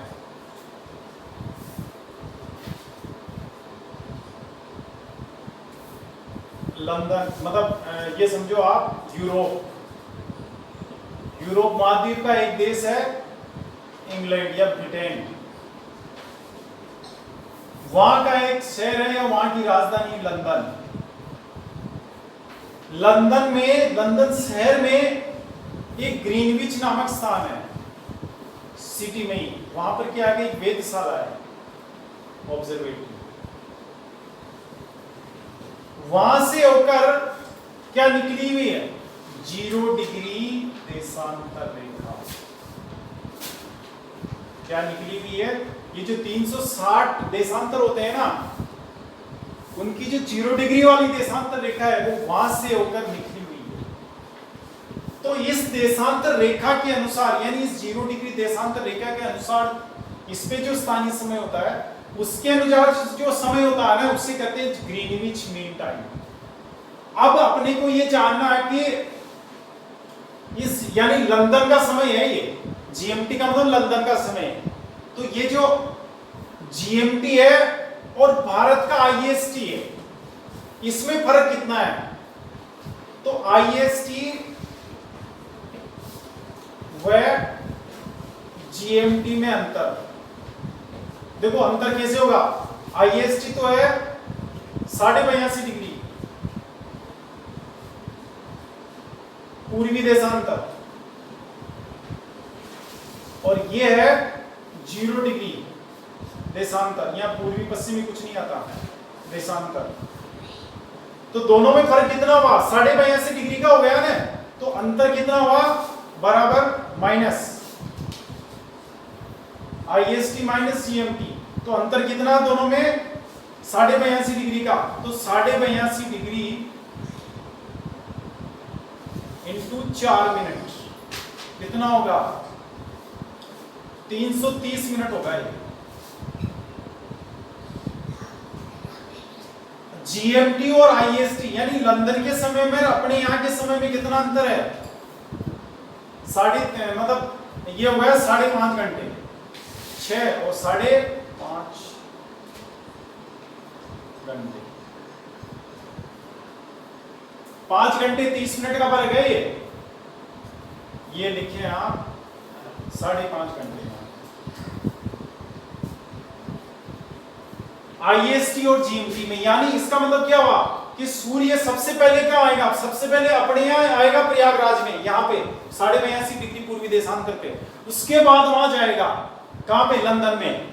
जब प्रयागराज में आएगा सूर्य, उसके 5.5 घंटे बाद वहां जाएगा, कहां पर, लंदन में। क्योंकि लंदन और प्रयागराज की देशांतर ये दूरी है वो कितनी है, 82.5 डिग्री, और सूर्य को 1 डिग्री चलने में 4 मिनट का समय लगता है, तो 82.5 डिग्री चलने में लगेंगे उसको 330 मिनट, यानी 5.5 घंटे। तो इसका मतलब क्या हुआ कि जब यहाँ दोपहर होगी, उसके 5.5 घंटे बाद लंदन में दोपहर होगी, समझे। जब यहाँ सूर्योदय होगा, उसके 5.5 घंटे बाद वहां सूर्योदय होगा। प्रयागराज की बात नहीं है, क्योंकि प्रयागराज का जो समय है वो पूरे भारत का समय माना गया है इस पूर्वी देशांतर का। तो इसका मतलब क्या हुआ कि भारत और इंग्लैंड के, ये पूरे इंग्लैंड का समय कौन सा माना गया है, ये वाला GMT, 0 डिग्री देशांतर का जो स्थानीय समय होता है वो पूरे इंग्लैंड का समय माना गया है। यानी लंदन में और भारत के यहाँ दिल्ली के समय में कितना फर्क है, लंदन और अजमेर के समय में कितना फर्क है, या लंदन और प्रयागराज के समय में कितना फर्क है, या लंदन और किबिथु के समय में कितना फर्क है, वो एक ही फर्क है, 5.5 घंटे का, सभी में 5.5 घंटे का है ना।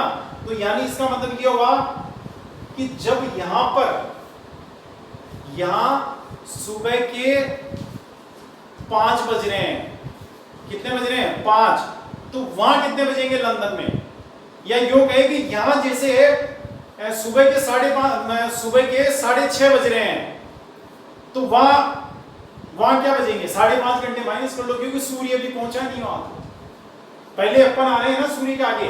तो यहां जब सुबह के कितने बज रहे हैं, सुबह के कितने बज रहे हैं, 6:30 मान लो, तो वहां लंदन में 5.5 घंटे माइनस कर लो, कितने बजेंगे, 1 बज रहा रात को।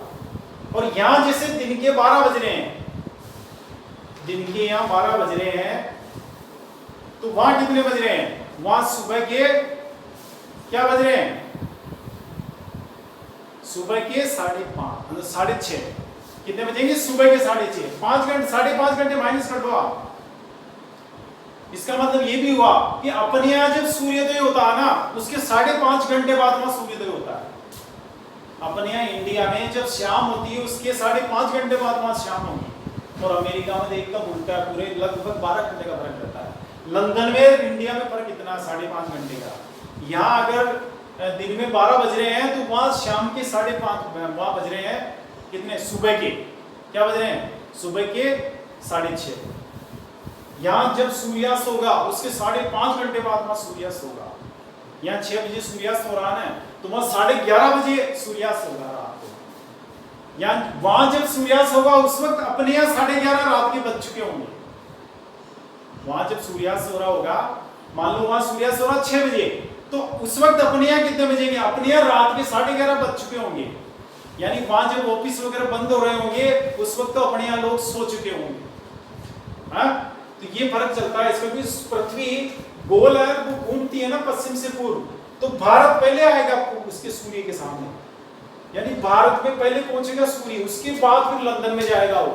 तो चलते चलते उसको 82.5 डिग्री दूरी पार करनी है, तो पार करने में 5.5 घंटे का समय मिलता है, इसलिए लगता है, इसलिए उसको क्या करना पड़ेगा, यानी यहां जब सुबह होगी, उसके 5.5 घंटे बाद वहां सुबह होगी।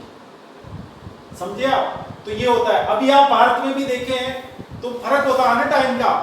समय तो देखो हमने आईएसटी तय कर रखा है, इंडियन स्टैंडर्ड टाइम, और सब जगह की घड़ियां एक ही बजाती है। कीबीतू में अरुणाचल प्रदेश की जो घड़ी बजा रही है वो यहाँ गुजरात वाली घड़ी बजा रही है। लेकिन क्या होता है, अभी कहते हैं ना लोग कि अब जैसे 29 डिग्री का फर्क है ना, यहाँ 116 मिनट का फर्क है, यानी यहाँ जब सूर्य आएगा उसके 116 मिनट बाद वो गुजरात आएगा। कहां पर? यहाँ सर क्रीक में आएगा। तो इसका मतलब क्या हुआ कि यहां जब टाइम तो एक ही हो रहा है, टाइम तो एक ही हो रहा है, लेकिन इसका मतलब क्या हुआ कि यहां सूर्योदय कितने बजे होता है? मान लो यहां कीबीतू में 6 बजे सूर्योदय हो रहा ना, तो यहां कितने बजे होगा? 7:56 पर 116 मिनट का फर्क है। मैंने क्या कहा आपसे कि जब कीबीतू में 6 बजे सूर्योदय होगा तो यहां कितने बजे होगा सूर्योदय? गुजरात में यहां भी सो रहे हैं लोग, सूर्योदय नहीं हुआ। यहां चूंकि 29 डिग्री का फर्क है ना, तो 1 घंटा 56 मिनट बाद होगा यहाँ सूर्योदय गुजरात में, यहाँ सर क्रीक में।